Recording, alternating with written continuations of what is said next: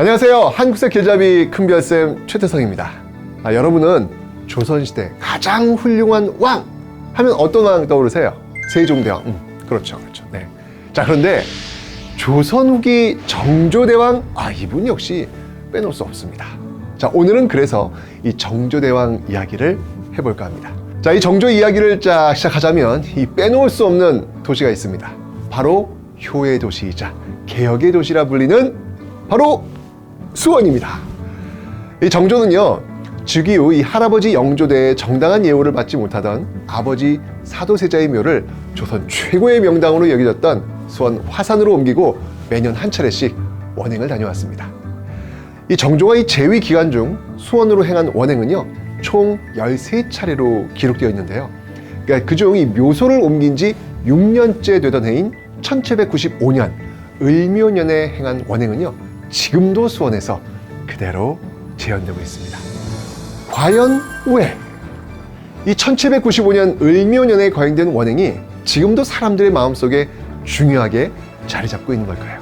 그것은 바로 조선 역사상 가장 위대한 행차이자 정조가 계획한 행복한 행차였기 때문입니다.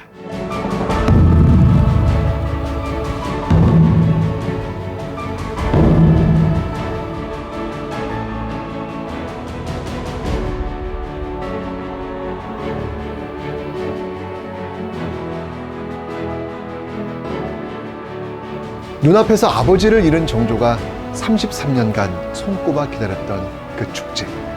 국왕으로 즉위한 지 20년이 되던 해, 그리고 돌아가신 아버지와 어머니 해경궁이 회갑을 맞은 해이기도 한 1795년 을묘년. 그 해에 진행한 이 능행차는 다른 해보다 규모가 월등하게 컸죠. 정조를 따르는 수행원만 6천여 명. 와, 엄청나죠? 말이 1000여 필이 되었다고 기록되어 있습니다. 이 어머니인 해경궁 홍씨를 모시고 창덕궁을 떠난 행차 대열은요, 지금의 종로와 명동, 숭림을 지나 수원으로 향했습니다. 서울에서 수원까지 60여 킬로미터의 대장정. 백성들은 평생 한 번 있을까 말까 왕의 행차를 보기 위해 구름처럼 모여들었습니다. 이 정조는 백성들이 이 행렬을 더 가까운 데서 볼 수 있도록 허락했는데요. 모습과 신분은 제각각이지만 백성들이 원한 것은 딱 하나, 바로 관광이었습니다. 왜 갑자기 관광을 얘기하냐고요? 이 관광이라는 단어는요, 당시 빛을 본다, 즉 국왕을 본다는 뜻을 담고 있었기 때문입니다. 이게 뭔 소리? 관광을 이야기하는데 지금 1795년에서 전화가 걸려왔어요. 이게 뭔 일이요? 자, 지금 한번 받아보도록 하겠습니다. 여보세요? 여보세요? 큰별날이 안녕하십니까? 오랜만에 수원에 왔는데 글쎄 오늘 성대한 왕의 행렬이 오신다는 소문이 자자하지 뭡니까? 그래서 그 기쁜 소식을 전하고자 이렇게 연통을 드리게 됐습니다요. 1795년 정조대왕께서 행차하신 그날이군요. 그쪽 분위기 어때요? 지금 여기에서는 고운 비단보다 왕을 더 보고 싶어하는 백성들로 아주 가득합니다. 살아생전에 이렇게 가까이에서 관광할 수 있는 기회가 또 올까 싶습니다요. 저 역시 얼른 이 비단만 후딱 보여드리고 관광하러 갈까 합니다요. 아이고, 당연히 그러셔야죠. 아무렴 이 비단보다 더 빛나는 관광이 먼저지요. 이렇게 연통 주셔서 고마워요. 백성들이여, 고운 비단보다 더 곱고 빛나는 얼굴이 오셨소이다. 우리 이 좋은 날 수원에서 다 함께 관광하러 모여보세. 얼싸 얼쑤 자자 얼쑤. 이야, 이게 참 저도 이렇게 그냥 어깨춤이 들썩들썩입니다. 네. 야, 이번 수원화성 문화제에 오시면요, 실제로 당시 복장을 한 다양한 계층의 조선시대 사람들을 만날 수 있다고 합니다. 진짜 기대가 되는데요. 와, 이 왕의 행차를 이렇게 가까이서 바라볼 수 있다니. 이 정조대왕 능행차를 지켜보는 백성들을 가리켜 실록에서는 관광민인이라 기록하고 있는데요. 백성 모두가 행복한 행차, 행행이라 부르게 한 정조의 의도가 아주 잘 드러나 있습니다. 정조는 어머니 해경궁 홍씨의 건강을 염려해서 하루길이던 서울 수원 간 일정을 이틀로 변경했습니다. 수시로 행렬을 멈췄고 임시 수락관을 세워 음식을 대접했죠. 그리고 수원 화성을 불과 1km 정도 앞둔 지점에서 정조는 행렬을 멈추게 하고 막차를 설치하게 했습니다. 왜 그랬을까요?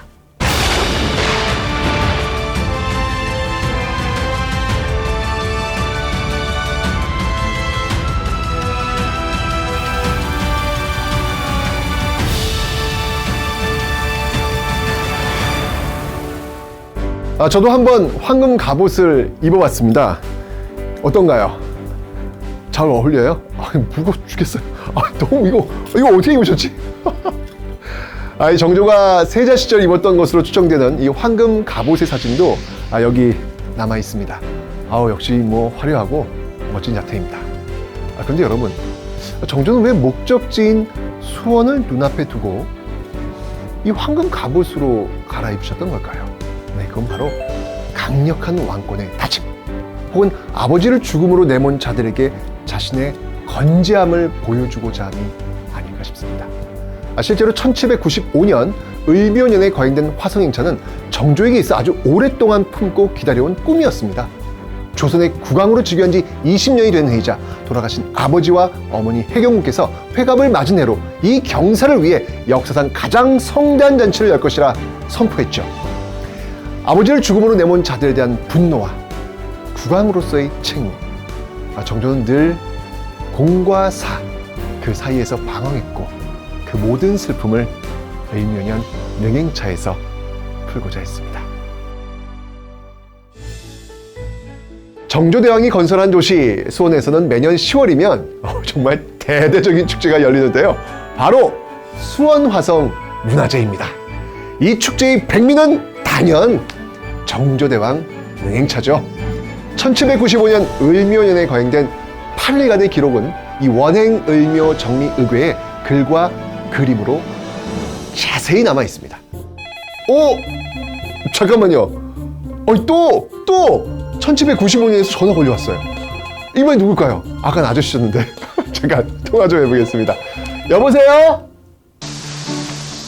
저기 큰별나으리 맞으시오?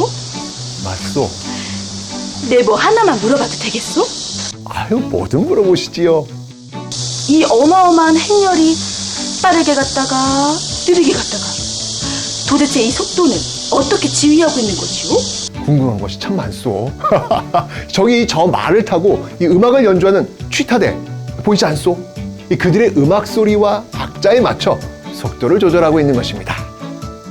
그런데 대체 왕은 어디쯤 계시는 거요? 아이고 급하셔라. 저기 저 금월부 양산 수양장이 보이지 않소?